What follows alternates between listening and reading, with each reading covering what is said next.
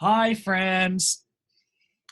Okay, so, first of all, yikes. First of all, I hope everybody's doing well. We have less than a month of school to go, and hasn't it been so much fun?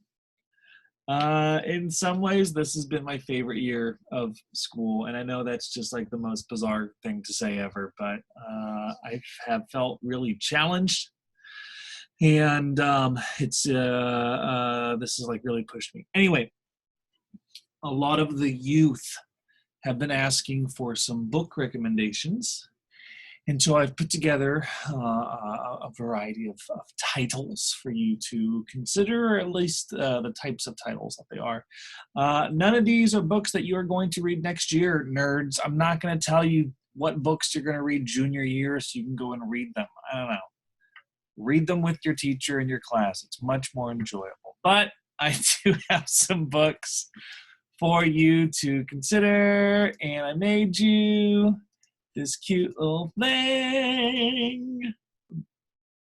Yada! Look how precious. I'm so bored. I'm bored in the house, bored in the house, bored. Okay. So I kind of divided them up into like four different little genre, if you will. Books that I think are good for 10th-ish grade students. Sci-fi fantasy, queer literature, and ethnographies. And I have a few titles for each one. Okay, so these are now I don't know if you can tell, but my passion is graphic design.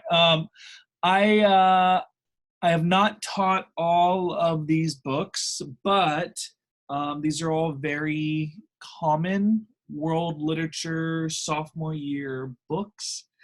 Some of which I have taught to whole class. Some of these I've done as um,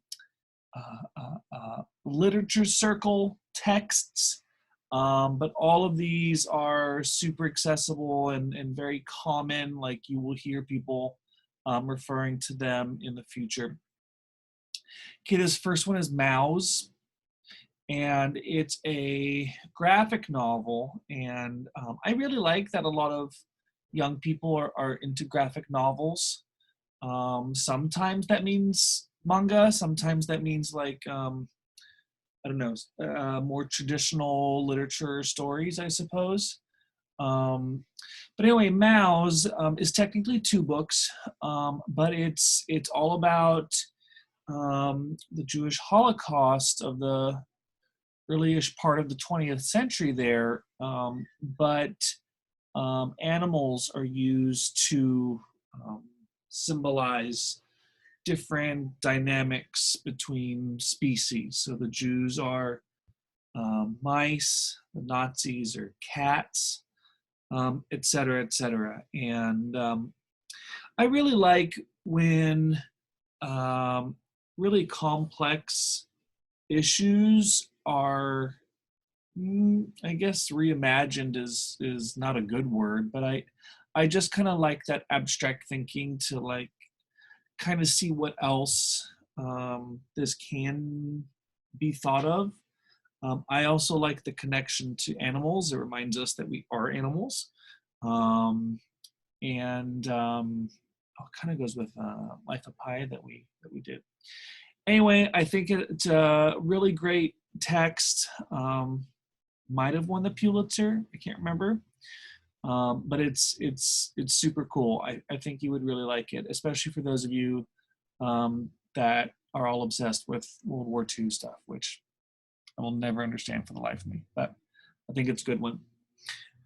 Okay, Amy Tan, Joy Luck Club, very technically American literature. She is American. She's very local. I think she lives on the peninsula. But this is kind of like the quintessential ABC, American Born Chinese story. I suppose East Asia in general, although it does focus on the kind of like first generation Chinese experience, in particular of this group of mothers and this group of women in San Francisco, group of mothers, group of daughters in San Francisco. I love a story that's local. I just like reading places that I know where they're talking about. It's a gorgeous book. There is a beautiful movie that goes along with it. Oh, that reminds me. I also have recommendations of like movies to watch alongside these texts. So like the idea is brace yourself, you read the book first and then you watch a movie. And I prefer movies that aren't necessarily the same as the actual like text itself. So for example, Maus here, I recommend this movie called Life is Beautiful, La Vita è Bella. It's an Italian film. It won like every award imaginable. Oh gosh, 20 years ago or so at this point, if not more. And it's just like gorgeous and like you'll be broken watching it. but it's really, really good. And okay, so for Joylette Club here, there is an amazing film called The Joylette Club, and it was monumental when it came out in the 90s because it was like the most Asian movie ever, I suppose. And uncoincidentally, I also think Crazy Rich Asians is a cool movie to watch, just kind of with the same ideas. And for people that like, you know, kind of read about films and movies, the two were definitely equated when this film came out, just in terms of impact and visibility. Number 3 down here, 1984, George Orwell. Was written in 1949, I do believe, right around the time when the United Nations was coming out for its Declaration of Human Rights. This text comes out. He's a British author, or was. He's very dead. And kind of imagines what the world is going to look like in 1984. Now, that's a long time ago. Some of us were only 1 year old in 1984. But it's a fascinating read, one, because you kind of see what in this text, and it's kind of science fiction-y, because he's writing about the future, and that's what tends to happen when we write about the future. But one, it's kind of cool to see like what technology he was writing about actually came to be. And two, it's like our world right now. In fact, it's frighteningly like our world right now. I really like this book. It's hard, and it's British, so it's dry. But I think there's some really kind of cool things going on there. I think you'd like it. Absolutely, for that book, you have to watch V for Vendetta, an incredible movie.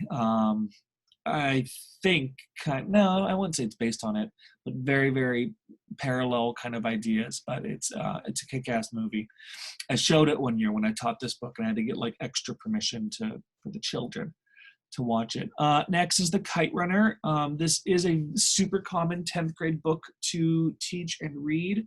I taught this book for years and years. I love this book as a story. I didn't love teaching it as like a novel in class. One, because it's fairly long, and I think it can be difficult to get into books that are like mega long.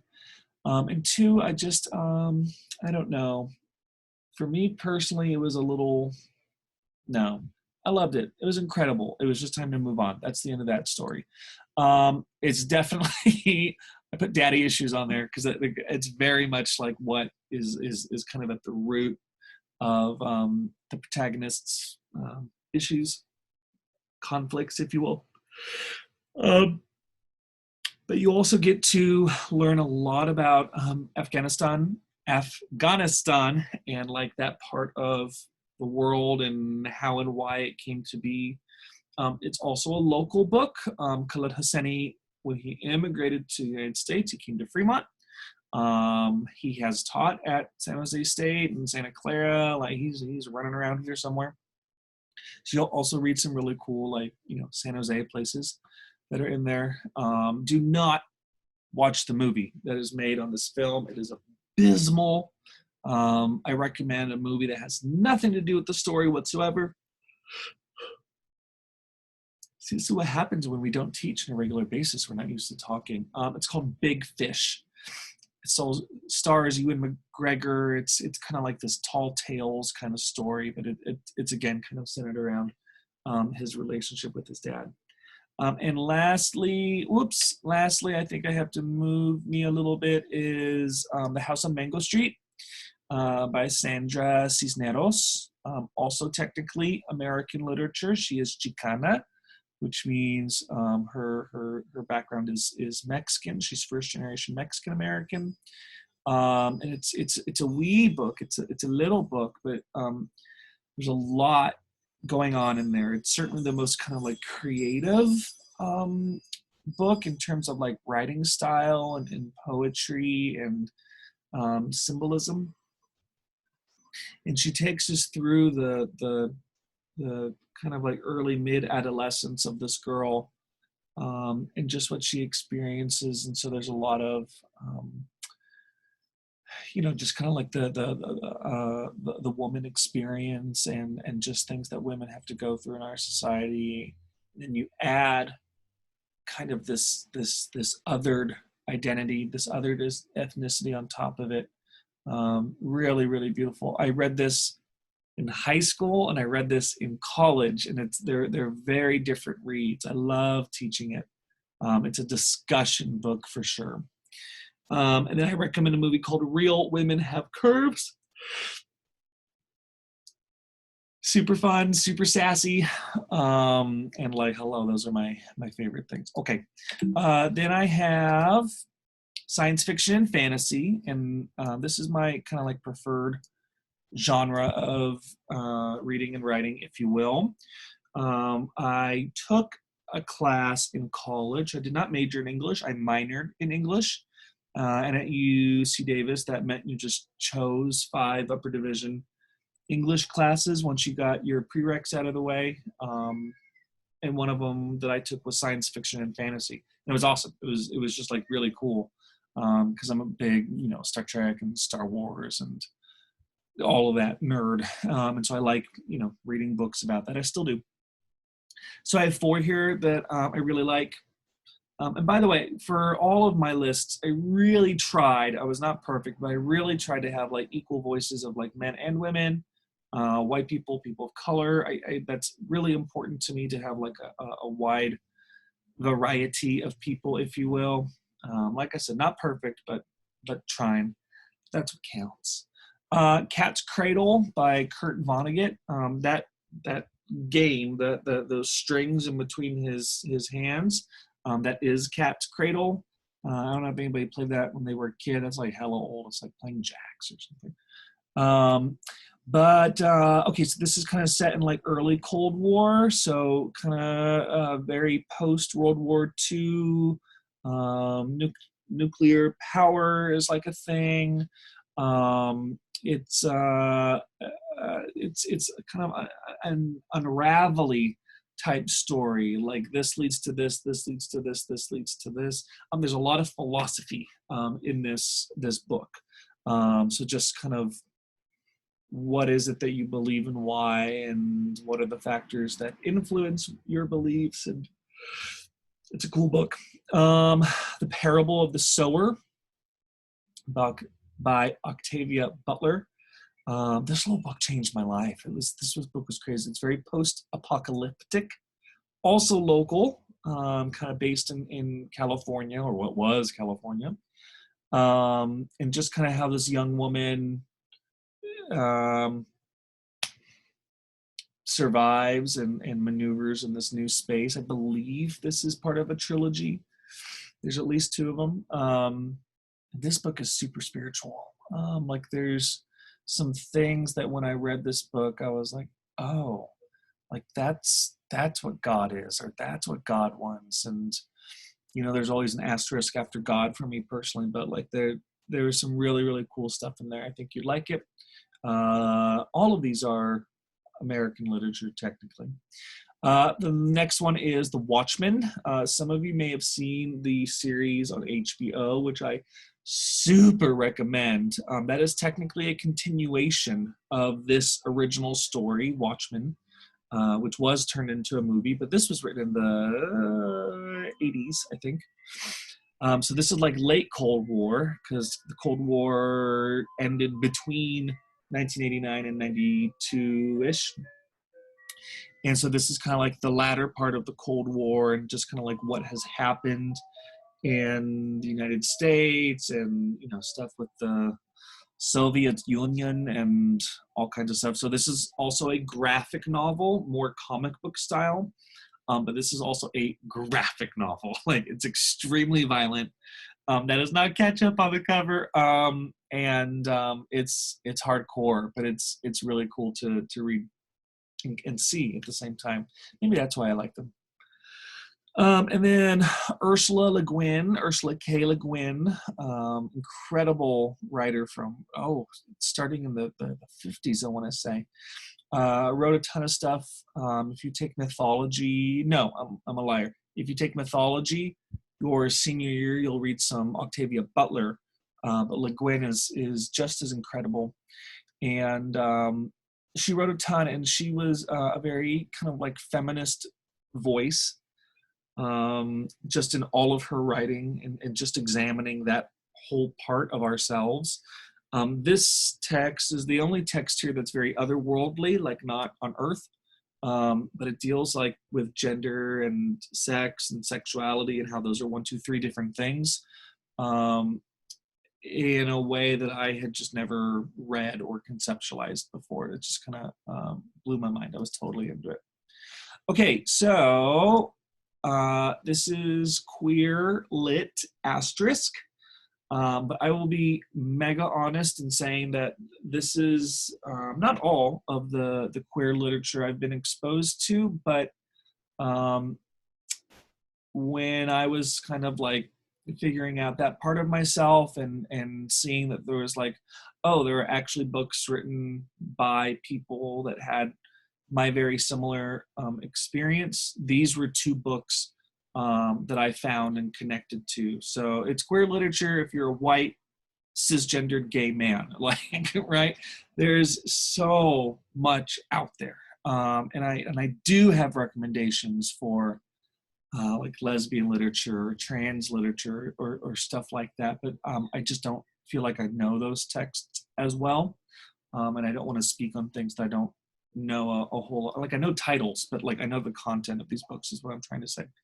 These are both memoirs. Memoirs is one of my favorite genre of writing. It's basically just when an author takes like photographs of their lives and kind of build stories around that. So it's not fiction. I mean, it certainly is like turned into like literature, right? But 2 of my favorite memoirists, one is David Sedaris, and he's super famous, very mainstream, and the other one is Augusten Burroughs. And these are both memoirs that again deal with identity, and particularly when it kind of like relates to loneliness. Queer is an interesting identity because we're one of the few quote unquote minorities, if you will, that when we go home, we're not like the rest of our family, and that can lead to a lot of like isolation and loneliness and all kinds of things to deal with that isolation and loneliness. And it was it just blew my mind to read something that I felt like I actually connected to for once. Because I've read lots of books about white people, but I never read a book in school where there was like a love story about 2 queer people, right? I still have to translate things in my head. Both of these individuals come from a fair amount of privilege. They also come from a fair amount of trauma, and how they deal with those things is through humor. So, hello. Great books. And lastly is another genre of literature called ethnographies. it doesn't really have much to do with like ethnicity. And ethnography is usually a nonfiction text. I imagine some things could be fictionalized, if you will, but they're usually nonfiction. They are research based. So remember, I come from sociology, so I really am all about this research, kind of like life, if you will. But in particular, it's field work. So these researchers actually go and they do research about different groups of people, any group of people, right, to gain insight into their lives and kind of like what they're about. I love an ethnography. These are two of the first ones that I read, and so they always stick out in my mind. One is called Confederates in the Attic, and it's an ethnography, a book about people that do Civil War reenactments. It very much takes place in the South. The author, who's Jewish, which, I mean, there's all kinds of stuff kind of coming together. He drives around the South and he talks to these people that dress up as like rebel soldiers on the weekend for funsies, and I don't know, like I don't understand that mentality. I don't understand that part of the country very well. I've only been once, but I'm also fascinated at the same time. And so this was a really interesting text, just to be like, what are they doing? Like, what are they about? What are their like values? I'm super into values. And then this other one is called The Spirit Catches You and You Fall Down, which is about a family of Hmong people. That's this word right here. You kind of don't pronounce the H. It's this group of Asian people that technically do not have a country of their own. They come from the super mountainous part between China and Myanmar and Laos and Vietnam. And they're very isolated and very different than other cultures that are down there. For example, they're super into shamanism. The idea that a shaman, a connection to the spiritual world can cure disease. And in fact, The Spirit Catches You and You Fall Down is what they call epilepsy, right? I taught a class of Hmong refugee students when I was in Sacramento during my graduate year, and I got to know this community pretty well, and they're very much in the Central Valley and Minnesota. It's like the only places in the country where they are, at least in large populations. And so this is a super interesting book that goes into spirituality, that goes into medicine. It's all about how a Hmong family who has a daughter with epilepsy, like how do they treat her? What is right? What is wrong? Kind of stuff like that. Okay, so that's pretty much it. I just wanted to share some ideas with you about at least the types of literature that's out there. I love literature, and I will always teach literature as long as I'm a classroom teacher anyway. Oh, except for one thing. Anyway, but I think it's really important to still have literature present in your life. I am well aware that we do a lot of reading for school that is not literature based. It's textbooks and AP Bio and all kinds of stuff that you guys take. But literature stories are still really, really important. So these are just some ideas that I have. I'm always open to book recommendations. I myself am a very slow reader when it comes to literature. Plus I read a lot for my job and it's exhausting. But I am reading a book right now. I'm reading a book called The Refugees by a local Vietnamese author. It's a collection of short stories. Anyway, that's pretty much it. I hope everybody is well, and let me know if there's anything else I can recommend to you. Bye.